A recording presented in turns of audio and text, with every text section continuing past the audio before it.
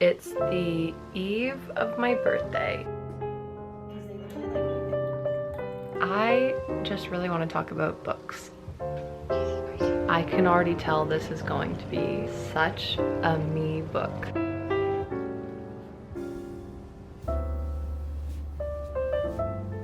Good morning and welcome to another vlog.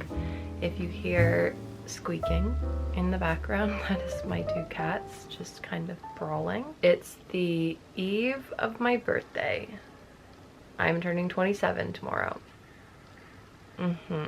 I have no sort of issues with aging other than the fact that it causes me like severe anxiety, but that's just kind of about like life moving what feels like at a rapid pace. It's not about the actual age. However, I really don't like my birthday. For some reason, I have a really hard time celebrating myself. I'm sure I do know why on some level that is, but not just my birthday, but just in life in general. And I noticed that it's becoming way more of a solidified pattern the older that I get.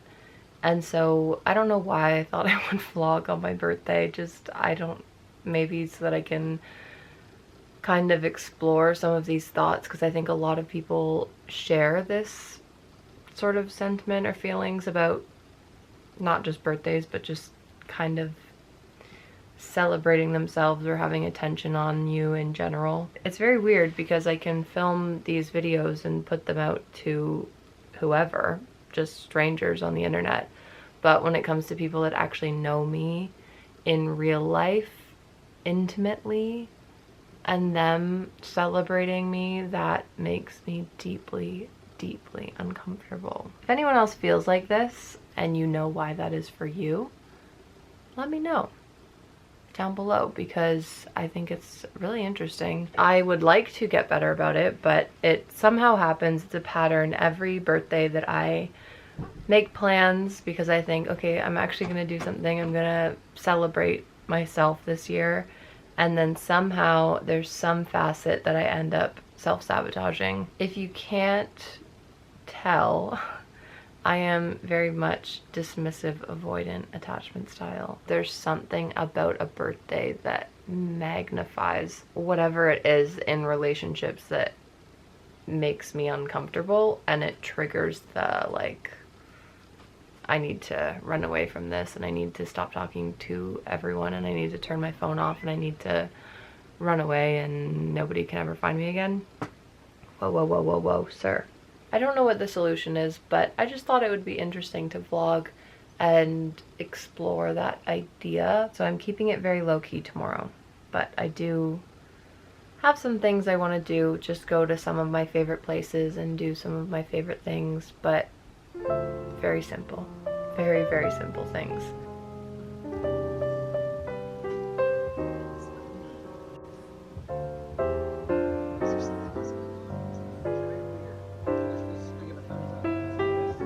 I think I got a guide in the building. Oh crap, this is her. Supplements. Better late than never.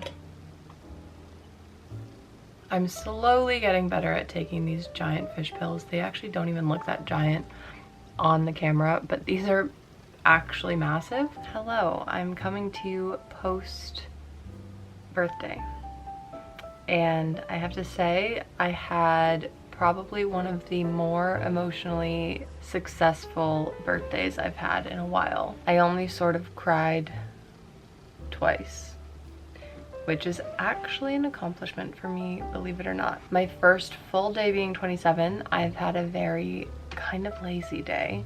I did manage to work out today though, which was good. I've been very on that. Yesterday I went book shopping, which is my favorite thing ever to do, and my boyfriend treated me to a book for my birthday and a bookmark that I've been eyeing. Also, if you hear traffic, I do have the window open. I'm trying to be very intentional about actually keeping my windows open regularly throughout the winter, because even if you live in a northern hemisphere climate, you've got to open up your windows, improve the air quality, and get some cold air in the room before you sleep. So that is what I'm doing. However, it's not very conducive to filming. But this bookmark, how gorgeous is that?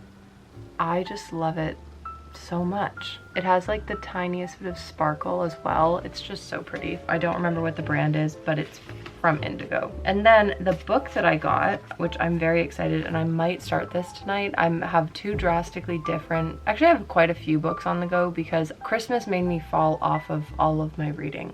So I have like 2 or 3, maybe more than that, unfinished books that I don't have very much motivation to finish. Does anyone else have this where you can be actually loving a book, like obsessed with it, and then for me it happens around like the last 50, 60 pages, I put it down and I just actually never pick it back up again because then I kind of feel like I finished the book.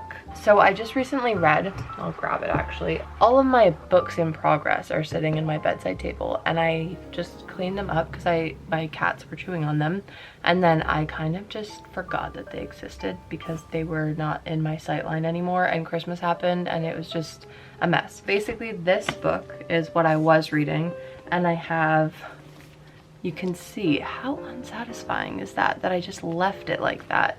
I need to finish this ASAP, but this is Foul Lady Fortune by Chloe Gong. I loved this book. Like I really, really, really loved it. This was the first like spy sort of book I've read.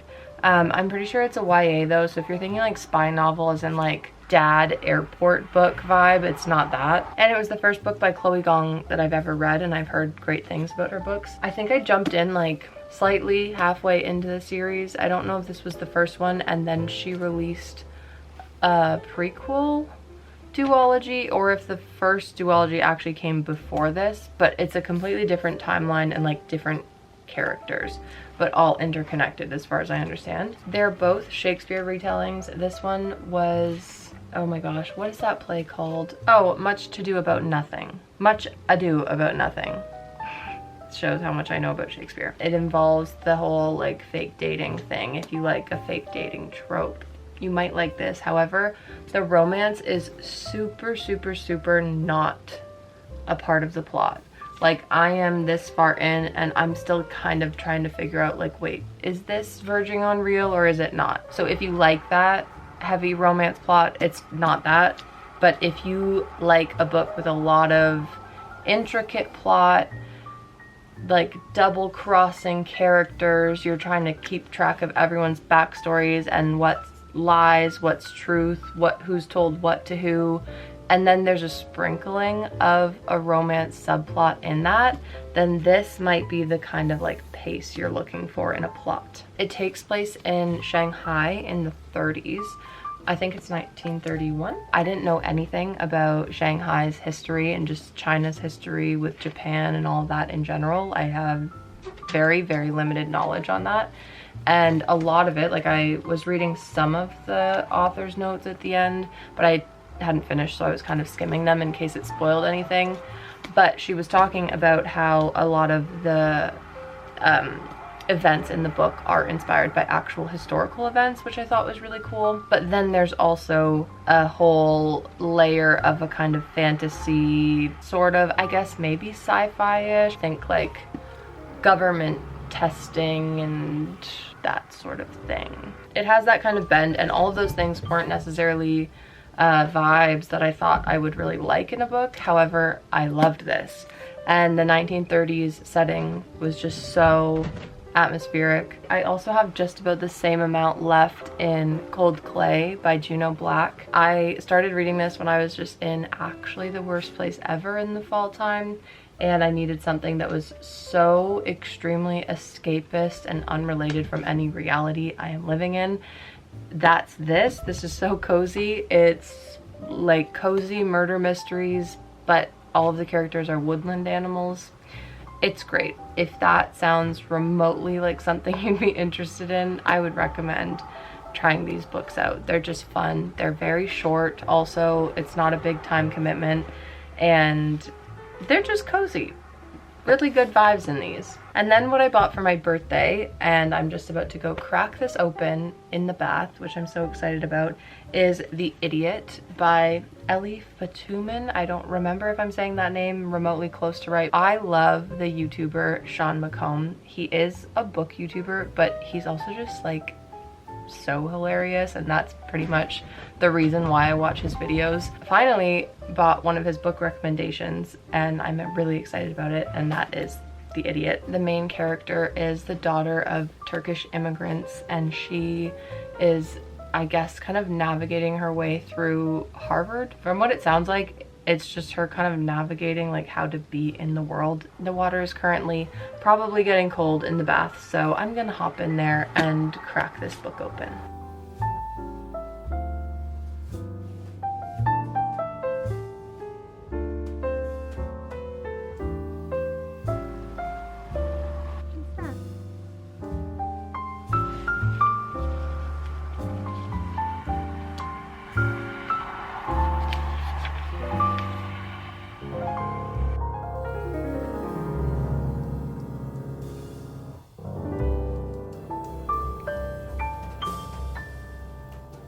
For a while, right?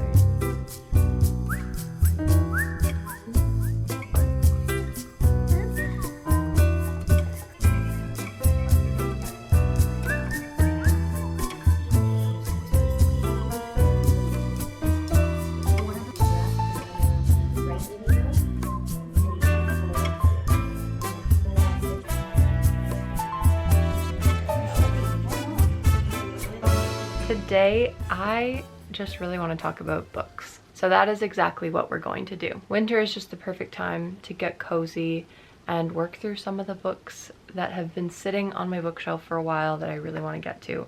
So today I have a few categories I wanted to talk about. Let's talk about favorite books though. Last year I didn't actually read that many books, honestly, but I had a good time still. I'm not really focused on how many books I read in a year. I don't really care. I just want to have fun and read. That's it. I don't know why, but I just loved this book so much. It was so cozy to me, and that is A Lullaby for Witches. The cover is gorgeous, and it is strictly the reason that I picked this up. This was one of those random books that I had heard nothing about. I didn't set out to buy it. I just picked it up at the bookstore because I saw the spine and was intrigued. Saw the cover, was even more intrigued. Like, this is just so gorgeous. The blurb on the top says, weaves a spell of darkness that's mysterious and magical and binds it with a knot of deathless love. And that is pretty well what this book feels like. This has two timelines going on. So we have the present day in Massachusetts, in a little coastal town where this museum resides, which is like a historical home. Our main character gets a job working there. She's a museum curator. If any of that sort of like digging through archives, putting together exhibits, historical architecture, homes, stuff like that, if that's interesting to you, then you will probably love this. It's done in such a cozy way where you start to really like feel like you know the home. And so then our other timeline takes place, I think, in the 1600s, and it's revolving around the woman who lived in this home. And she is secretly a witch, or it's rumored that she's a witch. It's one of those where it's kind of the whole time you're not quite sure if there's magical things going on or if it's all real. It does end up having a supernatural kind of bend, I will say that. So if that's what you're looking for in a book, this does get a little bit spooky, but I just mean like a little bit. I loved the historical timeline of this book. It was so good, and it was woven together with the present really well because she's working in the museum and she's kind of trying to get to know this person from the 1600s, and then we get more context with the historical chapters. It was just really good. I read this in the springtime, but this would be the perfect October read. I think it takes place in the fall. The ending, I wasn't crazy about. It kind of all tied together in sort of a weird way, but I also liked it. Like, it wasn't the biggest deal. I had a great time throughout this whole thing, and it was just so cozy. I felt like I got to know Margaret, the character from the past. I wanted to read a whole book about her, so this was just very comforting. Don't know why. Slightly spooky, very atmospheric. Loved it. Hi, Junie. Look at my pretty girl. I knew she would do that. This morning I just finished Cold Clay by Juno Black. This is the second book I've read in the series. They're my go-to when I feel anxious and just like sick of the world. and humans. Like, I go to these books because it just makes you feel like you're receiving a very warm hug. In a completely different direction, I just picked up this book at the thrift store, and this was so exciting because I remember seeing this book months ago at Value Village. I read the synopsis, it sounded great, but I didn't buy it for whatever reason. Who knows? Every single time I look for books at the thrift store, which is very frequent because I'm there all the time, I look for this book because it's like the one that got away. I just keep thinking about it and I'm like, that book sounded so like something that I would love to read. Why didn't I buy it? And finally, the other day, I was at Value Village and instantly I said, there's that book. I need to get it. No questions asked. Put it in the cart. And that is The Witches of New York by Amy McKay. This takes place in New York City in 1880, which is like such an amazing setting. It's witches. I think it's a little bit paranormal. It sounds like it's also like kind of gossipy, which I think is fun because it's all the like Gilded Age society kind of women and stuff, I think. A few other kind of rapid fire books that I want to mention I hope to be reading soon. I thrifted actually all of these books. I've been so into thrifting books recently. I have not bought a new book in a very long time. This book I have heard a lot about, Moon of the Crusted Snow by Wabgashig Rice. Don't know if I said that name properly. This takes place on a northern reserve and there's a big snowstorm, I think, that kind of cuts them off from the rest of the world. It sounds like a little bit dystopian. I bought this in the fall and then I was saving it to read in the wintertime. And so I'm very excited about this. I don't have any expectations and I think that's going to be the best way to read it. The next book was a recommendation from Emmy on YouTube. I don't know her last name. I think her channel is literally just called Emmy. She makes great book content and that is The Snow Child.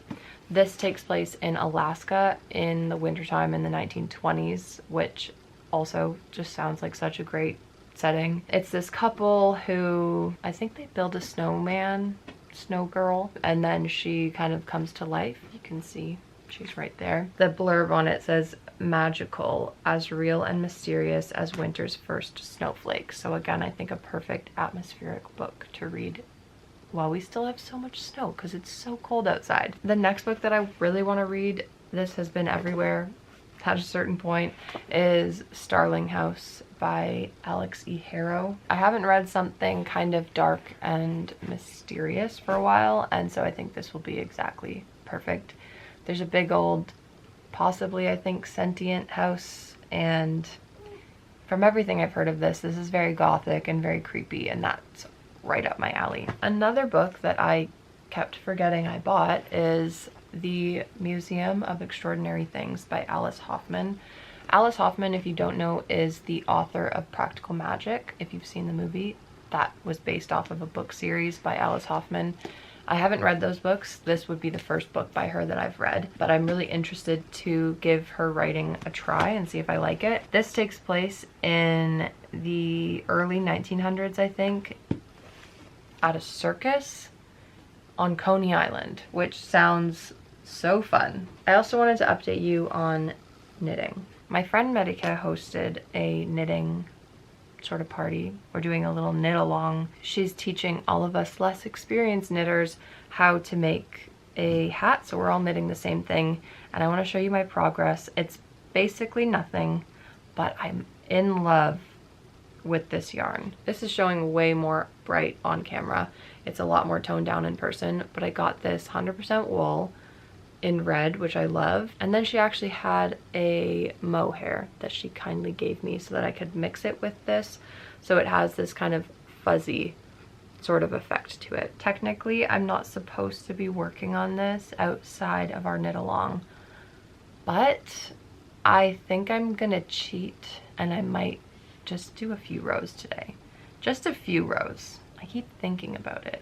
And I don't think at this pace I'm going to get this done by the end of winter if I want to actually wear this, and we only do it once a week. So basically, I'm just having the coziest day. I also have a stack of design magazines in front of me, which I am so excited about. I got an Indigo gift card for my birthday, and I decided to spend it on home design magazines instead of a book, because as you can tell, I have a lot of books going on right now. Home design, like coffee table books, are so expensive, and you just get so much inspiration out of a magazine for like $10. So this is what I'm gonna be filling my day with today. We're gonna have a cozy day. My boyfriend and I the other night started watching No Good Deed. It's a new Netflix show with Lisa Kudrow, Ray Romano, a whole bunch of other great people. So far, I am loving it. However, I did fall asleep right after the first episode.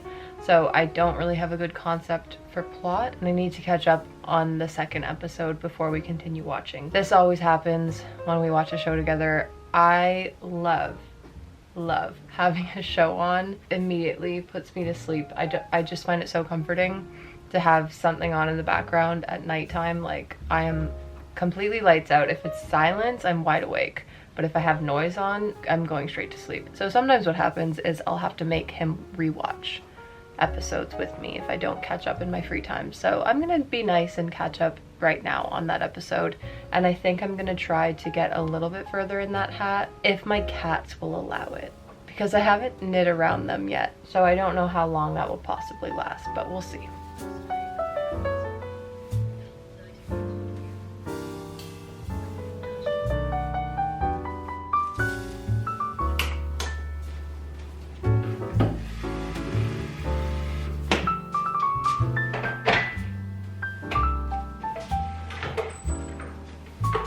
My tea combo today, which is quite genius if I do say so myself.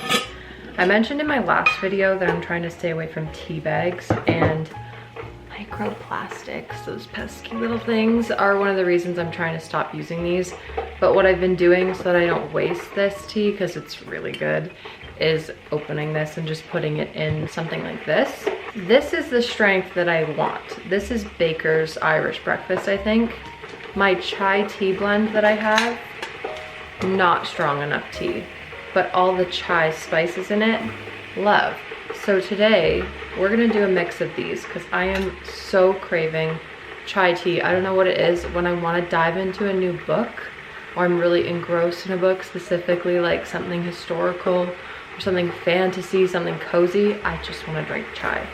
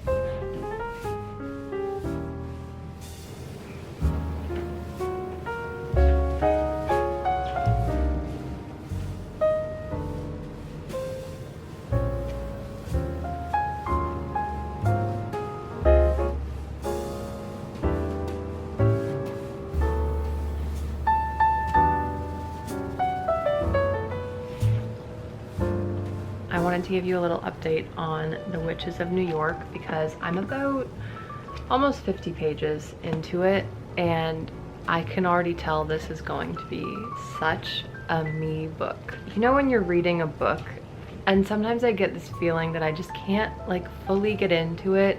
It almost feels like the book, this is gonna sound super out there, but like it almost feels like the book doesn't want me to read it. There's just like tension where reading it doesn't feel easy. I don't feel connected to the characters. This book, instantly, exact opposite of that. I already feel so connected to these characters and I'm just comfortable. It's the feeling that you get in some books when you're like this far in. You're already very invested. When I start to get that feeling like, oh, I'm comfortable in this book, at the very beginning of a book, I know it's going to be one of my favorite books. I definitely have a thing for books about witches. Whether or not they actually have magic in them, any sort of genre of that, I just always find them so comforting. There's always so much talk about herbalism, medicine, women's issues, history. Like, these all feel like really big themes in books that have witches in them, regardless of the time they're set in. And so my two favorite books that I read last year were A Lullaby for Witches by Hester Fox, and then completely different vibe, Spells for Lost Things by Jennifer Evans Welch, I think is her name. That book is just like a cozy hug. That is so good. If you want something that feels like Gilmore Girls but witchy in Salem in the summertime, read that book. It's so good. But aside from that, A Lullaby for Witches was like, I've been chasing the feeling that I got in that book ever since I read it, and I feel like this is going to do that. Like, the vibes are very similar, and so I'm very happy. And this book is significantly longer than that book was. This is 500 pages, and I feel like it's going to be the kind of book that I don't want to leave. Very atmospheric, very cozy. I wanted to read this sentence. Also, look at the beginning pages. Isn't that so pretty, these feathers? Because there's also a talking raven in this book, which I have come to realize I love that as a little side character, is some sort of talking animal sidekick. There's the raven. I read In the Summertime When the Dark Stands Still, and there is a little house spirit that manifests as a black cat named Yaga in that book. I loved that character the most out of the whole thing. Like, if anything, I was reading waiting for Yaga to appear again. Oh yes, this. In a quiet corner of a cozy tea shop just shy of Madison Square Park, a magnificent raven sat on a perch, preening its feathers. As the bird tugged and fussed at its wing, 3 women conversed around a nearby table. One, a lady of considerable wealth, the other, a pair of witches, keepers of the bird and the shop.